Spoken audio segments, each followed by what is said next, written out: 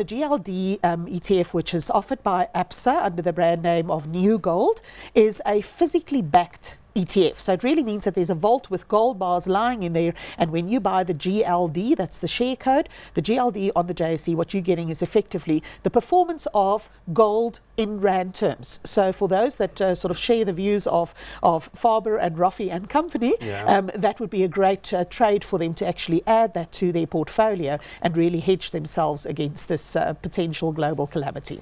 I do get the feeling, I'm generally optimistic, inherently so. And I feel that, if you're going long gold long term, I mean, obviously as humans, every now and then have a brain fart like Brexit and then gold spikes. But if you're going long gold over the long term, you're almost shorting human innovation and human progress. So for me, gold is a great trading instrument. So with the brain farts of the world, yes, those are great trading opportunities. But I do also see a long-term investment case for a relatively small exposure to physical gold in a portfolio. For me, that's really your insurance premium. That's really, putting something in there, maybe 5, maximum 10% of a portfolio, but certainly something that can provide a little bit of protection in a long-term, very, very poor and inflationary environment. Okay, so and then the next one, speaking of inflation, the next one you wanted to talk about is the Ashburton Inflation Index, which, as far as I understand, underlying is a whole bunch of government bonds, basically. Exactly, but very specific government bonds, only the inflation-linked bonds. So just to go back to gold, some people would also think of that as an inflation hedge. I guess the link between inflation and gold has become a lot more tenuous in recent past. So if you more directly want to hedge your portfolio for potential longer-term inflation impacts, inflation-linked bonds are a great way to do so. And the Ashburton Inflation X ETF, some people might know that as the RMB Inflation-Linked ETF. It's still exactly the same one. RMB has just passed on the management of that to the Ashburton team within RMB. So the Ashburton Inflation X ETF gives you exactly that.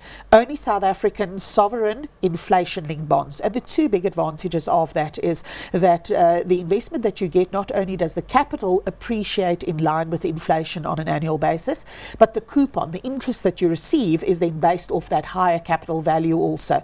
And very importantly for investors that might be concerned about capital gains in their portfolio, that inflation reset is not considered a capital gain. So you don't, if the price goes from 100 to 106 because inflation is at 6%, that extra 6 rand that you make is not a capital gain in your portfolio. What about counterparty risk here? Because obviously you are actually lending money to the government indirectly. There are sort of concerns about South Africa's ability to control its debt. It is certainly growing. The Finance Minister, Pravin Gordhan's been in the spotlight. A lot of pressure to spend more money, but not as much coming in. Yes.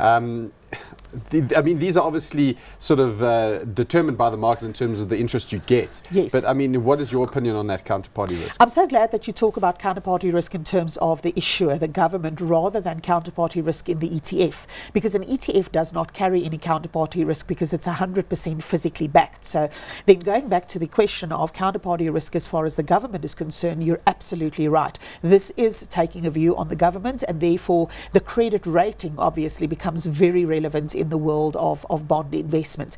That is also why I prefer the inflation-linked bonds rather than your more vanilla sort of regular sovereign bonds, because if we were in a position where we get a credit rating downgrade or where we have an inflationary environment, that will probably result in or come as a fact of rand depreciation, which will be inflationary and which will be bad for normal bonds but very good for inflation-linked bonds. So for me, that's a very particular way in which one can exercise a view purely on inflation without taking on undue counterparty risk as you would in the case of normal bonds. So I guess I'm going to get your view of the world right now and ask you on these two stocks, are you hot or not? And I'm talking long term. This is more a long term based show.